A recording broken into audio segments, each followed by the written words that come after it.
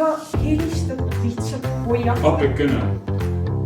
Niivõrd omas elementisse, siis ma väga palju rohkem. Mina olen Linda Porkanen ja ma olen Vanemuise teatri näitleja.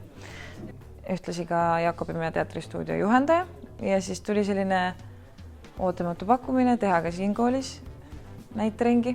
Ma ei ole töötanud enne siis noortega, kelle peamine rõhk on mingil teisel erialal, aga see on väga huvitav ja praegu tänane tund oli väga lootustandav, et väga toredad, avatud, sõbralikud inimesed olid kokku tulnud ja kindlasti on siin suur potentsiaal.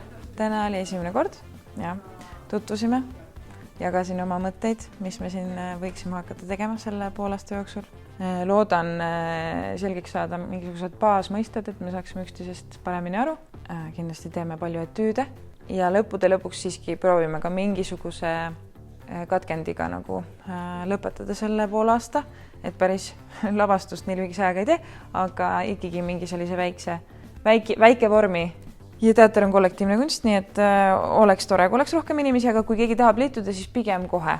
Et pigem lähinädalatel siis kiiruga otsustada, et 2 kuu pärast enam nagu ei ootaks, et muidu peame jälle nullist alustama. Praegu proovid toimuvad esmaspäeviti 1-3.